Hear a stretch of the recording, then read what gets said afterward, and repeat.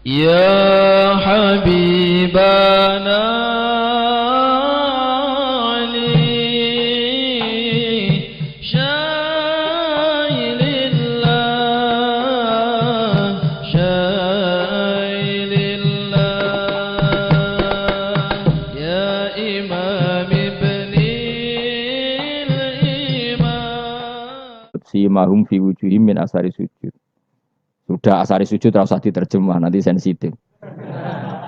Cuma setahu saya asar sujud itu nanti setelah di akhirat orang sering sujud itu jabahnya itu ada nurnya. Tapi kalau ada yang nafsirkan asari sujud itu warna tertentu ya semboy. Itu sensitif. Yang jelas asari sujud itu ya sudah seperti itu. Seneng kamu kok hasut. Kowe nyen provokator, nak ono apa ya? Ada hal yang begitu terus mau berlebihan. Uteke ya khisimun. Nah, kalau ada kepentingan, pokoknya ayatnya si mahum fi wujuhim min asari sujud, bahwa dalam jabahnya itu ada asari sujud. Itu masyhur kan, saya terangkan ya, tapi gue jauh sensitif loh, biasa wae. Suatu saat Rasulullah itu ngendikan begini, nanti saya kata Nabi akan nyafaati kalian semua. Sahabat-sahabat tanya, ya Rasulullah dengan sekian miliar orang, bagaimana kamu mengenali kita? Saya ulang lagi, suatu saat saya nanti akan nyafaati kalian, karena saya kenal kalian. Maksudnya di akhirat. Ya apa? Di akhirat. Terus sahabat tanya, ya Rasulullah bagaimana engkau mengenali kita, sementara nanti di akhirat bermiliar-miliar orang. Gitu. Terus Nabi ngendikan gini, jika kamu punya unta dengan tanda tertentu, saya ulang lagi, jika kamu punya unta punya tanda tertentu, dalam jidatnya ada begini, dalam tangannya ada gini, dalam kakinya ada gini. Maka apa kamu bisa membedakan untamu dengan unta orang lain? Ya bisa ya Rasulullah, karena unta kita khas. Misalnya kaki depannya ada putihnya, kaki belakangnya ada putihnya, dalam baduknya ada putihnya. Kata Nabi, inna ummati yud'auna yaumal qiyamati hurran muhajjalin min asaril wudu. Nanti umatku, nanti wajahnya juga bersinar. Tangan kakinya juga bersinar. Jadi asar itu saya pastikan secara riwayat itu akhirat, maksudnya tentang akhirat. Tapi bahwa yang di dunia ada yang memulai asar itu nggih monggo mawon. Loh itu bagus kan, artinya ekspresi percepatan. Enggak apa-apa loh, daripada kok kowe ora jelas ngene iki. Maksudnya ya orang ngethok ya pancen jarang sujud tenan. Wis ora usah sensitif, tapi yang jelas ya nanti. Ya sebenarnya kiamat ruang samu. Nanti hisab itu nanti kalau hitung hanya sekitar 3 jam. Hisabnya sak dunia itu hanya sekitar, karena malaikat itu tidak kesulitan sama sekali. Tak warai ya. Ini nggak akan salah saya dalam hal ini karena riwayatnya sahihah. Kenapa hisab itu hanya butuh rubu'un nahar, 1/4 dari siang enggak. Anggap saja siang itu 6 jam atau 12 jam itu aja terserah. Kalau 12 paruhnya kan 6 ya. Seperti 1/4-nya berarti 3. Itu gini. Jadi nanti di mahsyar itu kan yaumatab jadu wujuh wa taswaddu wujuh. Sudah yang kafir itu kelap, hilang. Wajahnya, tubuhnya semuanya gelap. Yang mukmin itu semuanya terang. Jadi sudah yang tabyadu wujuh atas suatu wujuh otomatis terus nyingkap. Terus pergerakannya itu delala yang tabyadu wujuh itu ke kanan, yang taswadu wujuh ke kiri. Maka kamu jangan punya sinar yang kelap-kelip. Nanti kena bego yang karena nggak jelas tadi. Maka kamu harus sinarnya yang sejelas-jelasnya. Ghurran muhajjalin min asaril. Bila perlu nur kamu sampai menembus langit saat itu. Makanya ketika orang mukmin sudah nurnya ada di muka, ada di tangan, masih ngendikan Rabbana atmim lana nurona, karena takut masih kena bigo tadi. Karena kalau hanya wudu tok, sikil tok kan, bayangkan di miliaran orang kan bisa agak kelihatan. Tapi kalau nurnya sampai nembus langit kan, itu siapa kok nurnya sampai, kan malaikat langsung tahu. Lane hafal Quran, alim kan insya Allah nurnya itu.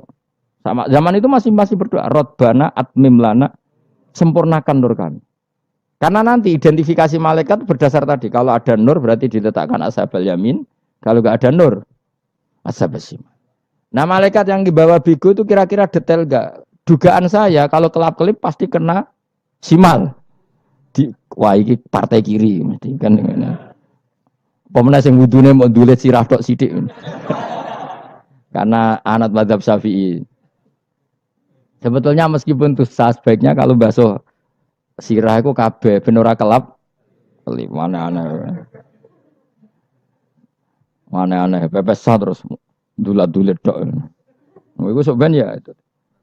Kelap kelip. Ya sudah ya. Setelah itu kata ngendikane pangeran yu'raful mujrimuna bisimahum fayukhadu bin nawasi wal aqdam. Orang-orang pendosa kelihatan maka diletakkan di kiri.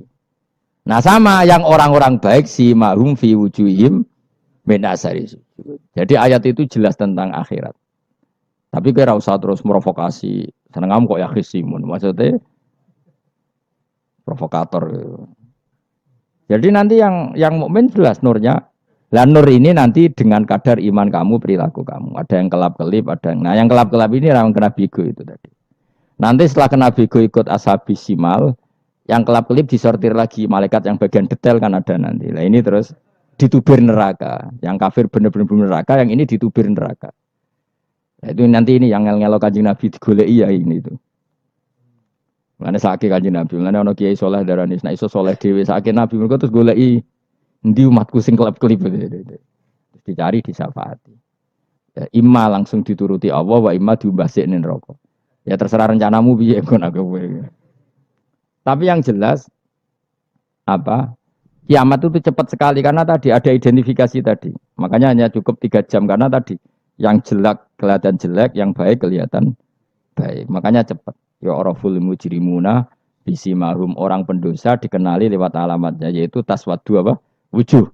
Kalau orang baik dikenali lewat tabyadu wujuh. Nah, terus setelah nyingkir, ini ngono tak warai kiamat.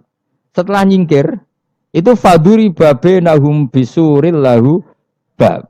Setelah tersingkir tadi terus lalu ada pintu penghalang. Pintu pemisah. Nah, pintu pemisah tadi yang sisi kanan langsung jadi surga, yang sisi kiri jadi neraka. Itu disebut faduri babenahum bisuril lahu bab batinu fi rahmatu wa dhahiruhu min kibalihil adzab. Yang pintu arah kanan otomatis wilayah surga, yang pintu kiri otomatis wilayah neraka. Nah, problemnya ketika penutupan pintu itu dah yang kelap-kelip itu katut kemana ini yang makanya kamu jangan malok partai yang apa? Kelap-kelip yang enggak jelas itu koalisi kemana? Kalau partai besar kan iso nyalon presiden, partai kecil kan ikut mana ini kan? Sing sak ngisore 1%, 2% ini kan repot.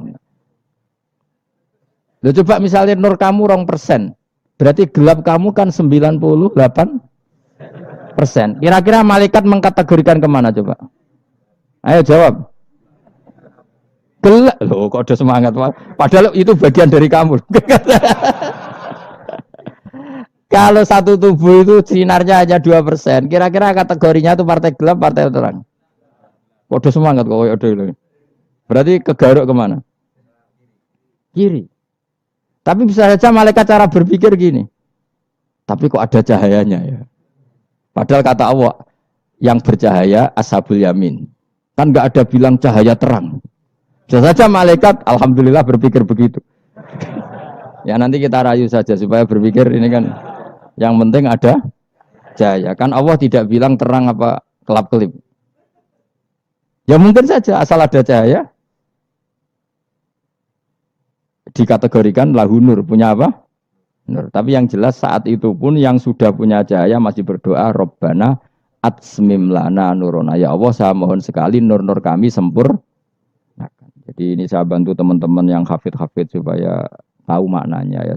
Dan yang enggak hafid ya dengar ya. Kalau nur itu penting. Makanya Nabi itu kayak apa? Nabi itu orang super. Itu kalau ngendikan wa maj'al min fawqi nuran wa min tahti nuran wa an yamini nuran wa an simali nuran. Sampai terakhir Nabi masih mendoa untuk dirinya waj'al li nuran dan semua tubuh saya jadi nur. Saya Nabi sudah gitu kan. Ya Allah jadikan sisi depanku nur, belakang kami nur, kanan nur, kiri nur. Terakhir itu apa? Waj'alni nuran dan doa semoga semua tubuh saya jadi itu termasuk doa yang sering saya baca.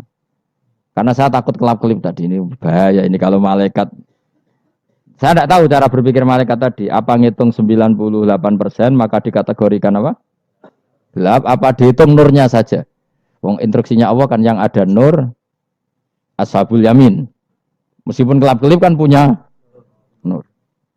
Saya tidak tahu nanti ikut 2% ikut mana kalau di partai koalisi itu. Ya, ikut yang menang biasanya, ikut yang apa? Ya paham ya, makanya saya mohon. Kalau wudhu itu usahakan sempurna, terutama wudhu sholat.